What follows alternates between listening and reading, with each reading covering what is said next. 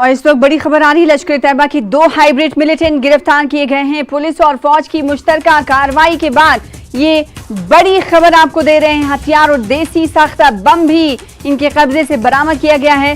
आपको बता दें कि ये 2 गिरफ्तारी सोपोर से रिजवान मुश्ताक वानी जबकि बारामुल्ला से जमील अहमद पर्रा के तौर पर हुई है।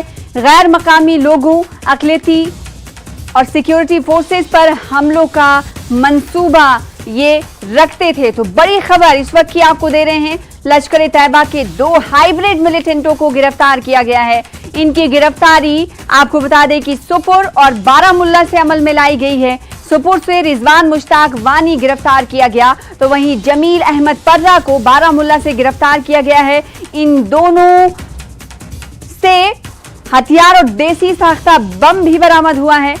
ये गैर मकामी लोगों, अकलियतों, सिक्योरिटी फोर्सेस पर हमलों का मंसूबा रखते थे। तो बड़ी खबर, कहीं ना कहीं बड़े मंसूबे पर पानी फेरा मुश्तरका कार्रवाई ने। लश्कर तैयबा की ये 2 हाइब्रिड मिलिटेंट हैं जिनकी तस्वीरें आपको टीवी स्क्रीन पर इस वक्त हम दिखा रहे हैं। पुलिस और फौज की मुश्तरका कार्रवाई के बाद इन दोनों हाइब्रिड मिलिटेंटों को धर दबोचा गया। एलएटी से इनका ताल्लुक बताया जा रहा है और ये दोनों मकामी मिलिटेंट हैं। जी हां, इन दोनों की गिरफ्तारी आपको बता दें एक बार फिर से कि कहां से हुई है। सोपोर से रिजवान मुश्ताक वानी एलएटी मिलिटेंट की गिरफ्तारी हुई है। वहीं बारामुल्ला से जमील अहमद पर्रा को गिरफ्तार किया गया है।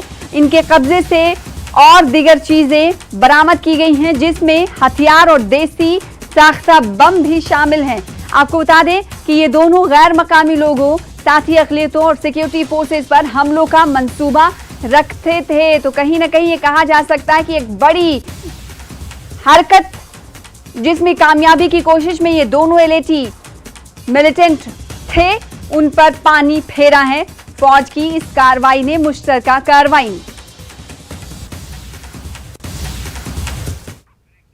फिलहाल इसी के साथ